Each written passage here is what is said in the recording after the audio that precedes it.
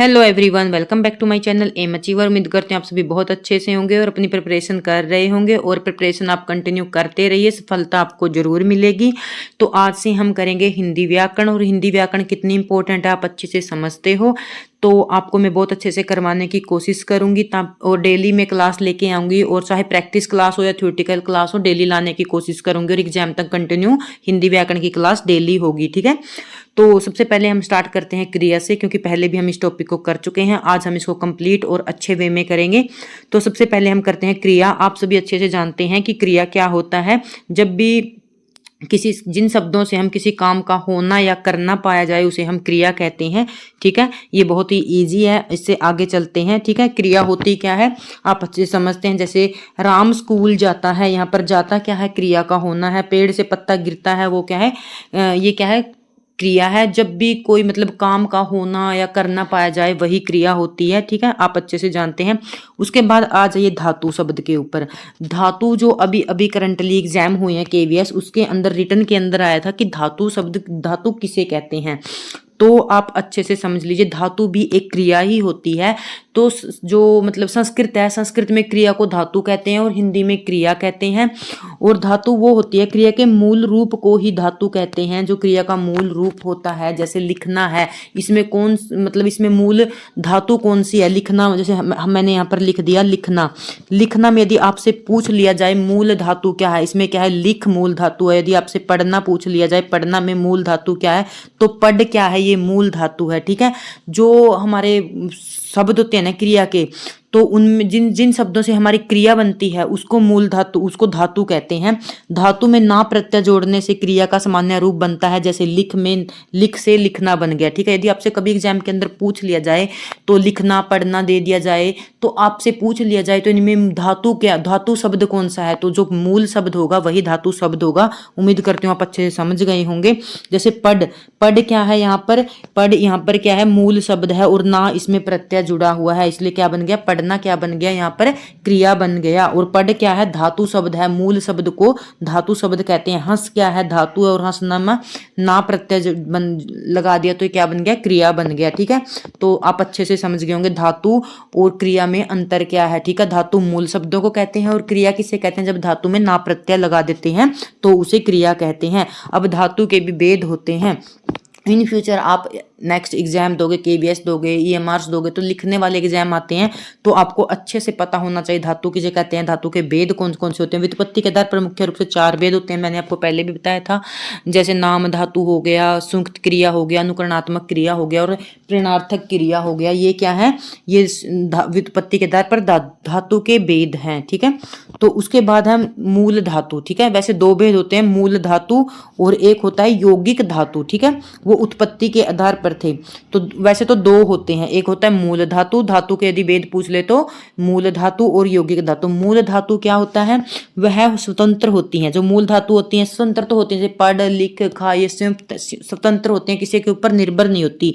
ठीक है, यह अन्य शब्द पर आश्रित नहीं होती। जैसे खा है तो ये क्या है, ये मूल धातु है। देख क्या है, ये मूल धातु है। तुम फल खा, तुम चित्र देख, देखो कोई भी इनके साथ अलग दूसरी क्रिया इनके साथ ऐड नहीं है, ये अकेली है, तो ये क्या है, ये मूल धातु है। ठीक है, तो उसके बाद आ गया यौगिक। यौगिक धातु क्या होती है, यौगिक, योग, योग से आप समझ गए, जुड़ना। ठीक है, यहीं से आप अच्छे से समझ जाओगे। कंपाउंड मतलब जो किसी के जोड़ से बनती है, चाहे संज्ञा शब्द के साथ जुड़कर बने या सर्वनाम शब्द के साथ जुड़कर बने, विशेषण शब्द के साथ जुड़कर बने, या फिर किसी संज्ञा या फिर किसी क्रिया में ना प्रत्यय लगाकर बने, वो सभी क्या होती हैं, हमारी यौगिक क्रियाएं होती हैं। ठीक है, जैसे मैंने अभी अभी आपको बताया यौगिक क्रिया क्या होती है, प्रेरणार्थक भी एक यौगिक क्रिया होती है। यहाँ पर आ गया, इसका मूल शब्द में प्रत्यय या अन्य शब्द जोड़कर बनाई जाती है, वो क्या होती है, हमारी यौगिक क्रिया होती है। तो पढ़वाना क्या है, पढ़वाना क्या है, प्रेरणार्थक क्रिया है।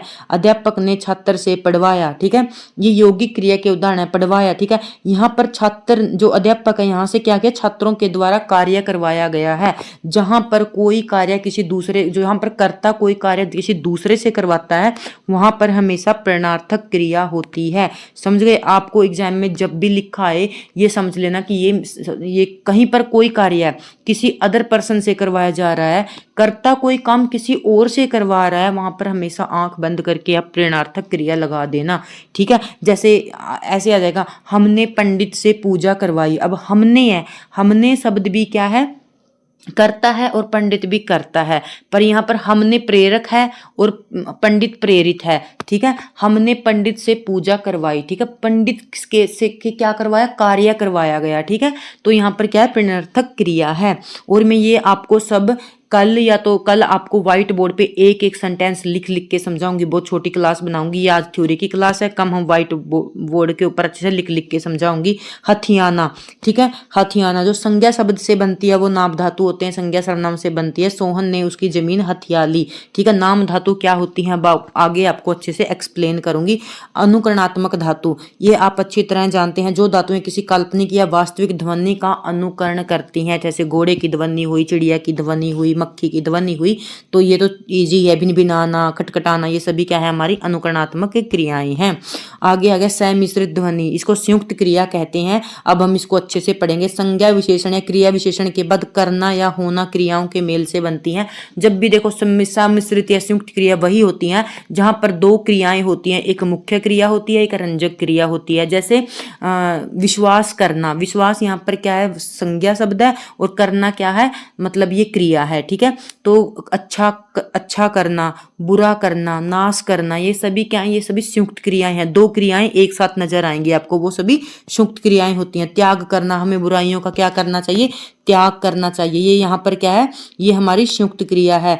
वह पुरस्कार पाकर प्रसन्न हुआ, यहाँ पर दो क्रियाएं हैं।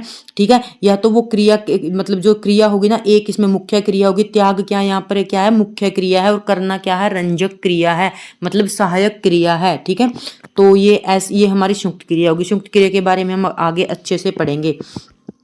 तो अब हम पढ़ेंगे हिंदी में नाम धातु। नाम धातु से बहुत ज्यादा क्वेश्चन पूछे जाते हैं, यहीं से अच्छे से हमारी क्रिया का टॉपिक स्टार्ट होता है। ठीक है, नाम धातु मैंने आपको बोर्ड के ऊपर भी अच्छे से समझाया था। उम्मीद करती हूँ आपको, यदि किसी ने वो क्लास देखी होगी तो अच्छे से समझ गए होंगे, कि मैं उम्मीद करती हूँ उसको देखने के बाद अभी कभी नहीं भूलोगे नाम धातु क्रिया क्या होती है। सबसे पहले तो आप देखिए नाम धातु, नाम से ही पहचान लीजिए। नाम से बनी हुई क्रिया, धातु क्या होती है, अभी आपको मैंने बताया था क्रिया होती है। ठीक है, नाम से बनने वाली क्रिया, नाम धातु समझ लेना, वहां पर कोई मूल धातु से क्रिया नहीं बनेगी, ना वहां पढ़ मिलेगा, ना लिख मिलेगा, ना खा मिलेगा, ना सो मिलेगा, मूल धातु नहीं मिलेगी, सिर्फ नाम शब्दों से बनी हुई आपको क्रिया मिलेगी। ठीक है, तो जैसे नाम शब्द कौन कौन से होते हैं, संज्ञा शब्द से बनी मिलेगी, तो आपको या तो आपको संज्ञा से बनी क्रिया मिलेगी, या सर्वनाम से बनी क्रिया मिलेगी, या विशेषण से बनी क्रिया मिलेगी। आप अच्छे से समझना, जहां नाम धातु आए तो आपको संज्ञा, सर्वनाम, विशेषण शब्दों में प्रत्यय लगाकर बनाई जाती है, उसे नाम धातु कहते हैं। सामान्य क्रियाएं धातु से बनती हैं, जैसे देखो कितने अच्छे से एग्जाम्पल के साथ इसको समझा रखा है मैंने।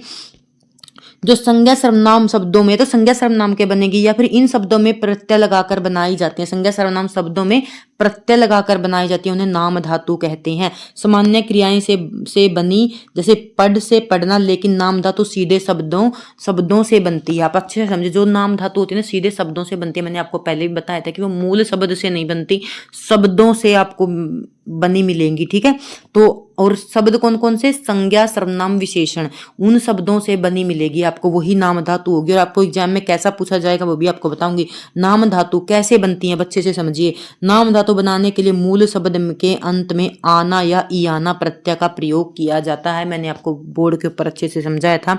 जैसे संज्ञा में इयाना लगा देंगे या आना लगा देंगे, वो आपकी नाम धातु होगी। ठीक है, आप देख लीजिए। बात क्या है, हमारा संज्ञा शब्द है।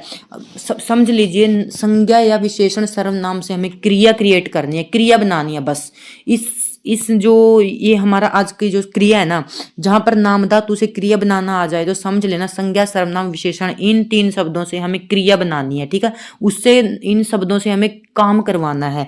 बात है, बात से बात से क्या बन गया, बतियाना। अब इसमें कौन सा प्रत्यय लगा है, आप खुद देखिए, ई आना प्रत्यय लगा है। मैंने अभी अभी आपको बताया था, ई आना और आना प्रत्यय जहां लगे वो क्या होगी, नाम धातु होगी। और किन में लगे ये प्रत्यय, ये भी पता होना चाहिए हमें। ये प्रत्यय किन में लगे, संज्ञा, सर्वनाम और विशेषण में लगे। ठीक है, वहां पर नाम धातु होगा। ध्यान से सुनना इन सब बातों को। तो हाथ, हाथ क्या है? संज्ञा शब्द है। आपको एग्जाम के अंदर ऑप्शन दे देंगे कि नाम धातु, इनमें से नाम धातु बताइए कौन सी है। संज्ञा शब्द से बनी नाम धातु आपको पहचानना होगा। बात क्या होती है? संज्ञा होती है। हाथ क्या होती है? संज्ञा। हाथ क्या होता है? संज्ञा होता है। ठीक है। और जैसे ये हो गया शब्द हमारा माटी हो गया, वो क्या होता है? संज्ञा होता है। ठीक है। और लाज क्या होता है? संज्ञा होता है। जो इन शब्दों से बनी आपको जहां भी ये शब्द दिखे तो समझ जाना ये नाम धातु है। ठीक है। तो जैसे बात से बतियाना, अब देखो बात से बतियाना बनके तो बतिया क्या यहाँ पर क्रिया बन गई। वे बहुत देर से बतिया रहे हैं, संज्ञा की यहाँ पर क्या बना दी? क्रिया बना दी। तो ये नाम धातु क्रिया है। तो उम्मीद करती हूँ आप अच्छे से समझ गए होंगे। हाथ, हथियाना, अब हमने हाथ से क्या बना दी? क्रिया बना दी। नाम क्या था? हाथ। और नाम क्या था? संज्ञा। और यहाँ पर डेफिनेशन क्या है? जो नाम शब्दों से, नाम शब्दों में प्रत्यय लगाकर बने। प्रत्यय कौन से? इयाना और आना। सबकी संपत्ति, उसने सबकी संपत्ति हथिया ली। अब हथिया क्या बना दिया? यहाँ पर क्रिया बना दी। इस सिर्फ नाम धातु में संज्ञा सर्वनाम की क्रिया बना देंगे वो। ठीक है। सीधे सीधे शब्दों में कहूँ तो आपको।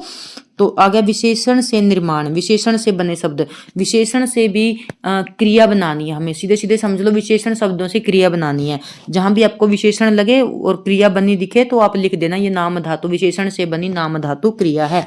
कितना भी बड़ा सेंटेंस आए आपको सिर्फ आपने पहचानना है कि ये क्रिया किस शब्द से बनी है। संज्ञा से बनी है, सर्वनाम से बनी है, विशेषण से बनी है। गर्म, ठीक है। गर्म क्या होता है? विशेषण होता है। आपको अच्छे से पता होगा। गर्म चाय, गर्म पानी, गर्म पकौड़ा, गर्म समोसा, कुछ भी गर्म शब्द आ जाए तो वहां पर आप समझ लेना क्या है ये? विशेषण से बनी नाम धातु है। धूप, गर्म से क्या बन गया? धातु, गरमाना। धूप में पानी गर्मा गया। अब गर्म है तो विशेषण, यहाँ पर विशेषण से क्या बना दी हमने? सीधे सीधे क्रिया बना दी। ठीक है। लंगड़ा, लंगड़ा से क्या बना दिया? लंगड़ाना। चोट के कारण वह लंगड़ाने लगा। अब यहाँ पर क्या बन गई? लंगड़ा से क्या बन गया? लंगड़ाना। यहाँ पर क्या बन गई? क्रिया बना दी हमने, विशेषण से क्रिया बना दी। ठीक है। जैसे चिकना हो गया, चिकना से चिकनाना, ये भी आ सकता है। सूखा से क्या हो सकता है? सुखाना।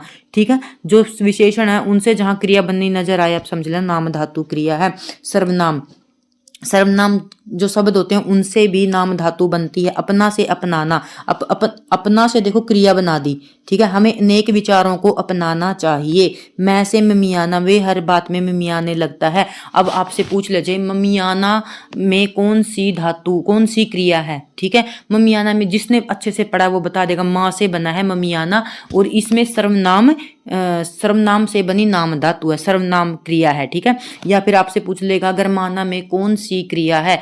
तो जिसने पढ़ा होगा वही बता सकता है गरमाना में नाम धातु क्रिया है। चाहे कितना बड़ा सेंटेंस आ जाए आप अच्छे से बता देंगे। और अनुकरणात्मक शब्दों से बनी क्रिया तो सभी पहचान लेंगे, इसमें हम टाइम नहीं लगाएंगे। खटखट से खटी, खटखटाना, हिनहिनाना, ये सभी क्या है? अनुकरणवाची शब्द होते हैं।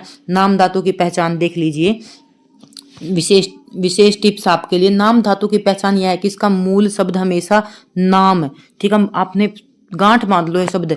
नाम धातु में कोई ना कोई कुछ भी हो, संज्ञा सर्वनाम होता है, न कि मूल क्रिया धातु होती है। आप इसको अपने नोट्स में नोट डाउन कर लो। ठीक है। तो समझ लेना, नाम जहां पर भी नाम धातु, संज्ञा सर्वनाम, विशेषण, बस ये ट्रिक बना लो। नाम धातु संज्ञा सर्वनाम से बने शब्दों से बनी क्रिया, संज्ञा सर्वनाम विशेषण से बने शब्दों से बनी क्रिया, बस क्रिया बनी मिलेगी आपको। और शब्द कौन से होंगे? संज्ञा सर्वनाम विशेषण, बस सीधे सीधे। अब आ जाइए आप संयुक्त क्रिया। अब हम संयुक्त क्रिया को अच्छे से पढ़ेंगे। वहां पर हमने शॉर्ट फॉर्म में पढ़ा था, यहाँ पर अच्छे से पढ़ेंगे। जब दो या दो से अधिक क्रियाएं मिलकर किसी एक कार्य को पूर्ण करती हैं, क्रियाएं दो होंगी, काम एक पूरा होगा, अच्छे से समझ गए होंगे, उसे संयुक्त क्रिया कहते हैं। इसमें क्रिया मुख्य होती है और दूसरी क्रिया, एक क्रिया मुख्य होगी और दूसरी क्रिया सिर्फ अर्थ में स्पष्टता लाने के लिए, विशेषता लाने के लिए प्रयोग की जाती है। माता जी खाना बना चुकी है, यहाँ पर बना क्या है? ये मुख्य क्रिया है। ठीक है। और जो वहां पर आएगी ये चुकी है, ये क्या है? हमारी रंजक क्रिया है। सिर्फ इसको क्या है? अर्थ देने के लिए प्रयोग की है। माताजी खाना बना है, बना है कोई मतलब नहीं बना, सिर्फ चुकी है। सिर्फ बना में अर्थ की स्पष्टता के लिए लगाई गई है। ठीक है। दो क्रियाएं आपको मिलेंगी। बच्चा दूध पीने लगा, पीना भी क्रिया है और लगा भी क्रिया है, पर इसमें पीना क्या है? मुख्य क्रिया है। आपसे पूछा जा सकता है पीना क्या है? यहाँ पर ये पीना मुख्य क्रिया है। ठीक है। दूसरी क्या है? रंजक क्रिया है। अब संयुक्त क्रिया का निर्माण कैसे होता है? संयुक्त क्रिया का निर्माण देखो, यहाँ पर कहता है संयुक्त क्रिया दो भागों से मिलकर बनती है, मुख्य क्रिया और रंजक क्रिया अभी अभी मैंने आपको समझा दिया। कार्य का मुख्य अर्थ बताती है, जैसे माँ खाना बना चुकी है, वहां पर बना क्या था, मुख्य क्रिया है, और चुकी क्या थी, रंजक क्रिया। रंजक क्रिया क्या होती है, मुख्य क्रिया में अर्थ में विशेषता के साथ विशेषता के लिए जोड़ी जाती है। जैसे बच्चा दूध पीने लगा, पीने के साथ क्या लगा दिया, लगा, पीने लगा, ठीक है। तो लगा क्या, यहाँ पर रंजक क्रिया, आपसे एग्जाम में पूछ लिया जा सकता है, लगा कौन सी क्रिया है, रंजक क्रिया है। जो पीना क्या है, यहाँ पर मुख्य क्रिया है, ठीक है। उम्मीद करते हैं आप अच्छे से समझ गए होंगे। अर्थ के आधार पर संयुक्त क्रियाएं के भेद भी होते हैं और वो 11 होते हैं, ठीक है। अब आप अच्छे से समझ लीजिए, क्योंकि बोर्ड के ऊपर थोड़ा इनको लिखना मुश्किल हो जाता है। तो आरंभ बोधक शब्द से ही आप समझ जाएंगे। आरंभ मतलब किसी भी काम का स्टार्ट होना, ठीक है, शुरुआत होना, कार्य के शुरू होने का बोध करवाएंगी। वह रोने लगा, वह खाना खाने लगा, वह सोने लगा। आपको ना खुद से मतलब पता लगेगा भी किसी कार्य की यहाँ पर आरंभ हो रहा है, कोई कार्य शुरू हो रहा है। जैसे ही दूसरी क्रिया समाप्ति बोधक, आपसे सेंटेंस देके पूछ लिया जाएगा कि ये कौन सी क्रिया है, ठीक है। यहाँ पर आपको क्या करना है, मैं खाना खा चुका हूँ, कार्य के समाप्त होने का बोध होगा, कार्य के पूर्ण होने का बोध होगा, चुका है, चुकी है, लिया है, ऐसे होगा, ठीक है। मैं खाना खा चुका हूँ, ठीक है। तो आप अच्छे से समझ गए होंगे। इसके बाद है समाप्ति बोधक होगा ये अवकाश बोधक। अवकाश जैसे हिंदी में बोल देते हैं, जिस दिन छुट्टी होती है उस दिन बोल देते हैं आज अवकाश है। इसमें क्या होगा, थोड़ा थोड़ा कार्य में रुकावट सी मिलेगी आपको, ठीक है। कार्य करने के लिए समय या अवसर मिलना, ठीक है। पाना शब्द से आप इसको अच्छे से समझ पाओगे। उदाहरण के लिए वह मुश्किल से सोने पाया, ठीक है। यहाँ पर पाया वर्ड को आपने अच्छे से हिंट करनी है। अवकाश बोधक क्रिया मिलेगी जहां पर आपको ऐसे वर्ड मिले जिससे आपको लगे कि यहाँ पर कार्य में रुकावट है। जैसे वह मुंह खोल न पाया, ठीक है, उससे मुंह खुल ना पाया, ठीक है, रुकावट हुई ना। वह जाने न पाया, जैसे सेंटेंस आ जाएगा वह जाने न पाया, ठीक है। तो यहाँ पर देखो कार्य में रुकावट है, ना वर्ड आ गया, ठीक है। और यहाँ पर अवकाश, अवकाश होता है छुट्टी। उम्मीद करती हूँ आप अच्छे से समझ गए होंगे। थोड़े रुकना, अवकाश होना, रुकना, कहते हैं ना थोड़ी देर के लिए अवकाश हो गया, ठीक है। या फिर दफ्तर का अवकाश हो गया, तो छुट्टी हो गई ना, रुकावट हो गई। जब भी कार्य में आपको रुकावट का बोध हो तो आप समझ लेना वहां अवकाश बोधक क्रिया है। अनुमति बोधक आप अच्छे से समझ गए होंगे, जहां हम किसी से आज्ञा लेते हैं वह अनुमति बोधक क्रिया होती है। मुझे घर जाने दो, यहाँ पर आज्ञा ली गई है। नित्य बोधक होता है रोज, जो कार्य डेली दिन प्रतिदिन होता है उसको बोलते हैं, और दिन प्रतिदिन होने वाले कार्य को बोल देते हैं, ठीक है। दिन प्रतिदिन वाले कार्य को बोलते हैं नित्य बोधक, डेली, ठीक है। कार्य लगातार जारी रहे, वहां पर जैसे नदी बहती रहती है, तो क्या है, नदी क्या है, डेली बहती रहती है, इसका काम है। आवश्यकता बोधक आप अच्छे से समझ गए होंगे, जरूरत, कार्य की जरूरत या कर्तव्य का बोध होना, ठीक है। हमें जल्दी उठना चाहिए, ठीक है। चाहिए, जो आवश्यकता बोधक क्रिया आप कैसे बताएंगे, यहाँ पर चाहिए मिलेगा, पढ़ता मिलेगा, और जो अभी हमने पढ़ा नित्य बोधक में रहा, रहना, ऐसे शब्द मिलेंगे। और यहाँ पर पढ़ता, आवश्यकता पड़ती है, ठीक है। हमें जल्दी, सुबह जल्दी उठना चाहिए। निश्चय, निश्चय मतलब किसी काम के लिए फिक्स हो जाना किसी भी चीज का, ठीक है। किसी कार्य की निश्चिता, अचानक से होने का बोध होना, निश्चिता होना किसी कार्य में। वह अचानक बोल उठा, ठीक है, वह अचानक बोल उठा। आप उम्मीद करती हूँ यहाँ पर अच्छे से समझ गए होंगे, ठीक है। तो उसके बाद है हमारा इच्छा बोधक। इच्छा बोधक में क्या होता है, आप अच्छे समझ गए, कर्ता होता है ना, जो उसकी इच्छा का बोध करवाया जाता है। जैसे मैं अब पढ़ना चाहता हूँ, ये उसकी इच्छा है। अभ्यास बोधक, अभ्यास होता है प्रैक्टिस, यहाँ पर किसी काम का होने का बोध मिलेगा आपको। वह रोज तेज दौड़ा करता है, कि वो क्या कर रहा है, यहाँ पर अभ्यास करना है, अपने माइंड को अपने हिंट देनी है, अपने आप अच्छे से समझ जाओगे। शक्ति बोधक यहाँ पर मतलब पावर या कार्य करने की शक्ति का बोध होगा आपको, ठीक है।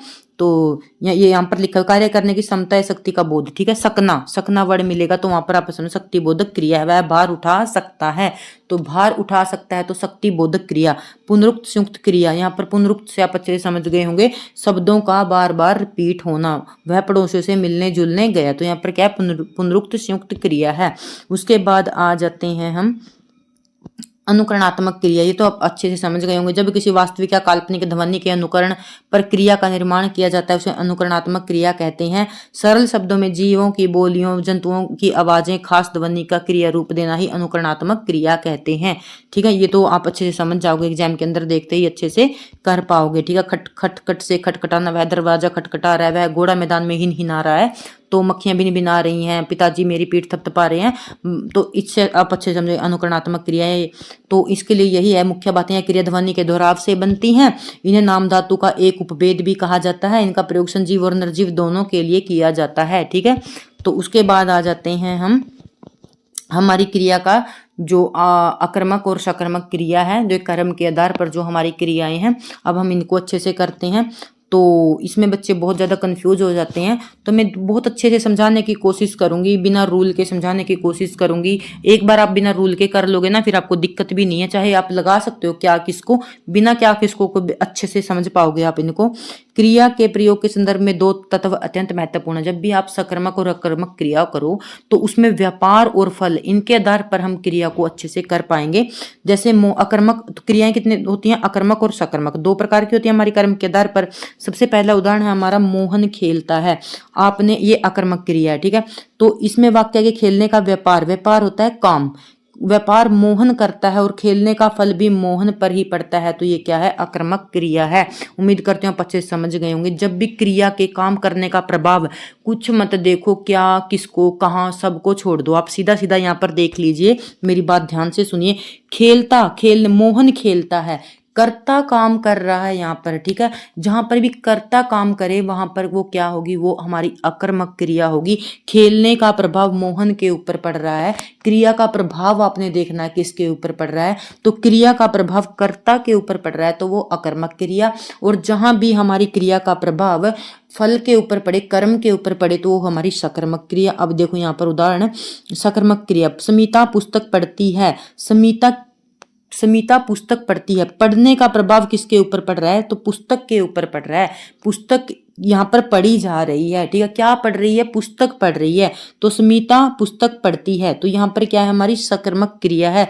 यहाँ पर पढ़ने का व्यवहार समीता करती है, पर फल पुस्तक पर पड़ता है, तो वहां पर क्या होता है, हमारी सकर्मक क्रिया होती है। या फिर कई स्टूडेंट इसको क्या और किसको से भी कर सकते हैं, वो आपने जब करनी है जब आपसे क्वेश्चन सोल्व ना हो, सेकंड ट्रिक लेके चलनी है आपने। देखो ना, समीता क्या पढ़ती है, पुस्तक पढ़ती है। ठीक है, और पढ़ना लिखना ये तो हमेशा आप अच्छे से जानते हैं कि जब भी आपको अकेला पढ़ना वर्ड लिखना, कहीं भी पढ़ना आ जाए, ठीक है, तो कुछ भी अकेला पूछ लिया जाए, पढ़ना कौन सी क्रिया है, तो पढ़ना तो देखो बिना ऑब्जेक्ट के तो कुछ ना कुछ हम कर नहीं सकते, कुछ ना कुछ तो होगा, कोई उपन्यास पढ़ रहा होगा, कोई कहानी पढ़ रहा होगा, तभी तो पढ़ना काम हुआ होगा ना। तो ये तो हमेशा सकर्मक क्रिया होती है, पढ़ना आ जाए लिखना आ जाए तो ये हमेशा क्या है, सकर्मक क्रिया होती हैं। तो उसके बाद आ गई अकर्मक क्रिया, जिस क्रिया को सूचित होने का व्यापार कर्ता करे उसका फल भी कर्ता पर पड़े, हम पढ़ चुके हैं, उसे क्या कहते हैं, अकर्मक क्रिया कहते हैं। अब देखो जहां पर इस क्वेश्चन में हमें दिक्कत आती है, ठीक है, तो यहाँ पर कृष्णा हंसता है, तो ये हम अच्छे से कर चुके हैं। हंसने का प्रभाव किस पे पड़ रहा है, कृष्ण पर। ठीक है, मोहन रोता है, रोता कौन है, मोहन, तो यहाँ पर रोने का प्रभाव किस पे पड़ रहा है, मोहन पे। यहाँ हंसने का व्यापार कौन कर रहा है, हंसने का काम कौन कर रहा है, कृष्णा, तो इसका प्रभाव फल पर भी, तो इसका प्रभाव फल उसी पर है। ठीक है, तो इसका हंसने का प्रभाव है, तो जो भी है तो व्यापार है किस पर है, कृष्णा पर है। ठीक है, जो क्रिया कर्ता पर काम करे तो समझ लेना वो क्या है, हमारी अकर्मक क्रिया है। चाहे सेंटेंस कितना भी बड़ा बना के दे दें, आपने ये नहीं सोचना कि ये सकर्मक क्रिया। देखो अब यहाँ पर अच्छे से देखो ध्यान से, तो अन्य उदाहरण देखिए, बच्चा रोता है, बच्चा रोता है, कई बार हमें शब्द दे दिया जाता है, रोता कौन सी क्रिया है, ठीक है, दे दिया जाता है कि दौड़ता कौन सी क्रिया है।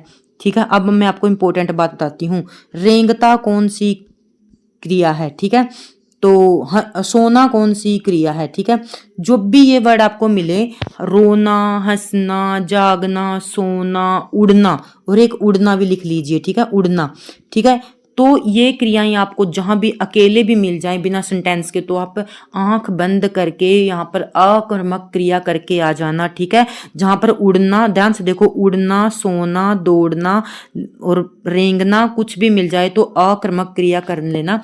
क्यों करना है अब ये भी समझिए, क्योंकि जो भी हमारे, जब भी देखो क्यों करना है हमें, जहां भी हमें रोना, चलना, दौड़ना, रेंगना, हंसना मिल जाए तो हमें करना क्यों अकर्मक क्रिया।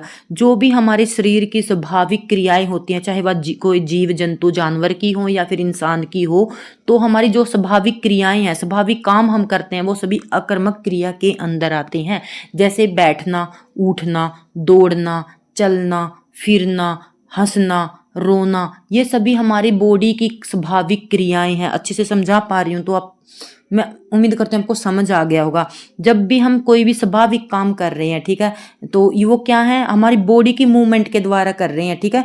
तो चलना फिरना, बैठना उठना, तो चाहे कोई जानवर भी हो, वो क्या होगी, हमेशा आक्रामक क्रिया होगी। चाहे आप उसमें क्या किसको लगाओ या ना लगाओ, जब भी आपको ये मिले, चाहे सेंटेंस कितना बड़ा बना दे, तो वहां पर आक्रामक क्रिया होगी। एक बार और देखिए, जैसे बच्चा रोता है, यदि यहाँ पर लिख दे बच्चा रात को रोता है, हमें चाहे सेंटेंस कितना बड़ा हो कोई मतलब नहीं है। रोने का काम कौन कर रहा है, बच्चा कर रहा है। राधा चलती है, चलने का काम कौन कर रहा है, राधा कर रही है। राधा मैदान में चलती है, चाहे कुछ भी लिख दें। मैदान क्या है यहाँ पर, मैदान यहाँ पर स्थान है, ठीक है। तो यहाँ पर आ गया संदीप दौड़ता है, संदीप मैदान में दौड़ता है, चाहे मैदान में दौड़ता है। मैं अब इससे उत्तर निकाल के देखो, संदीप कहाँ दौड़ता है। जब भी कहाँ का अर्थ मिले और कहाँ कहाँ का अर्थ मिले और कहाँ के, मैदान क्या है, स्थान, वहां पर आक्रामक क्रिया होगी, ठीक है। कहाँ से कभी भी सकर्मक क्रिया का उत्तर नहीं मिलेगा, ठीक है। यहाँ पर आप कितना भी क्वेश्चन को बढ़ा चढ़ा कर लिख दें, तो चाहे कितनी ही बड़ी सेंटेंस लिख दे, तो जहां भी आपको दौड़ता चलता, ठीक है, रोना हंसना क्रियाएं मिल जाएं, हमारे शरीर की स्वाभाविक क्रियाएं मिल जाएं, वहां पर आक्रामक क्रिया होती है। जैसे कीड़ा रेंगता है, तो कीड़ा क्या है, जानवर है और इसकी प्रवृत्ति है रेंगना, तो क्या है, ये आक्रामक क्रिया है। एक क्वेश्चन है, मैं बोर्ड पे समझाऊंगी। पक्षी आकाश में उड़ते हैं, पक्षी आकाश में उड़ते हैं, आकाश यहाँ पर स्थान है, कोई कर्म नहीं है, ठीक है। पक्षी आकाश में उड़ते हैं, वो स्थान है उनका, वो जगह है, तो यहाँ पर आक्रामक क्रिया है, सकर्मक क्रिया नहीं है। पक्षी कहाँ उड़ते हैं, पक्षी आकाश में उड़ते हैं, और कहाँ का उत्तर देने वाला हमेशा आक्रामक होता है, और स्थान बता रहे हैं वो, यहाँ पर वो उसका कर्म नहीं बता रहे। मैं आपको बोर्ड के ऊपर अच्छे से समझा पाऊंगी। अपूर्ण आक्रामक क्रिया, जिस क्रिया के पूर्ण अर्थ का बोध कराने के लिए कर्ता के अतिरिक्त किसी अन्य संज्ञा सर्वनाम की आवश्यकता पड़ती है, उसे अपूर्ण क्रिया आक्रामक क्रिया कहते हैं। यहाँ पर तो क्या है, कई बार ना कोई शब्द कई बार क्या होता है कि कोई शब्द को पूरा करने के लिए कोई एक्स्ट्रा शब्द लगा दिया जाता है पूर्ति के लिए, तो उसको बोलते हैं अपूर्ण आक्रामक क्रिया। देखो, वह लड़का पागल निकला, ठीक है, ये पागल शब्द है, वो क्या है, अपूर्ण आक्रामक क्रिया है, ठीक है। तो यदि हम वह लड़का निकला कहेंगे तो अर्थ स्पष्ट नहीं होगा, तो यहाँ पर जो पागल शब्द है सिर्फ पूर्ति के लिए है, तो इसको क्या बोलेंगे, अपूर्ण आक्रामक क्रिया, ठीक है। तो उसके बाद आता है हमारी सकर्मक क्रिया, जिस क्रिया का व्यापार का फल कर्म पर पड़े तो समझ लेना वो क्या है, हमारी सकर्मक क्रिया। अच्छे से जानते हैं तो मैं आपको इनको 5-5 शब्द लिख के अच्छे से समझा दूंगी, कभी भी आप कंफ्यूज नहीं होंगे, क्या किसको कहाँ लगाने की आपको जरूरत ही नहीं पड़ेगी। राम फल खाता है, देखो जहां पर फल, जब सकर्मक क्रिया में, जैसे मैंने आपको अकर्मक क्रिया में बताया कि जो हमारे शरीर की जीव जंतुओं की स्वाभाविक क्रियाएं होंगी, ठीक है, वो हमारी क्या होंगी, सभी अकर्मक क्रियाएं होंगी। और सकर्मक क्रियाओं के अंदर आपको क्या करना है, जब भी कोई काम होगा, जब भी कोई कर्म होगा, वो खत्म होगा, ठीक है, वो कम होता जाएगा, खत्म होता जाएगा, ये ट्रिक समझ लो आप, खत्म होता जाएगा। यदि वो फल खाएगा तो कम होगा, ठीक है, तो वो वहां पर क्या होगी, हमारी सकर्मक क्रिया होगी, ठीक है।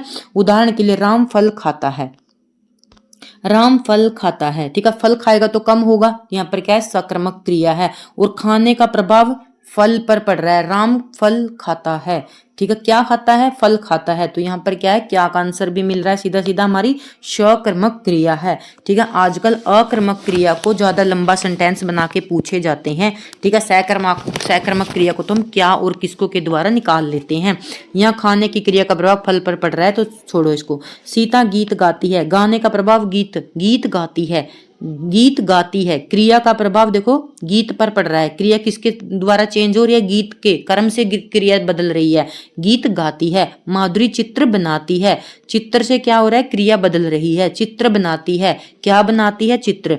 श्याम बोझ उठाता है, तो क्या यहाँ पर बोझ उठाता है, उठाने का प्रभाव किस पे पड़ रहा है, बोझ के ऊपर, ये हमारी क्या है, सकर्मक क्रिया है, सीधा सीधा आंसर इसका तो मिल रहा है।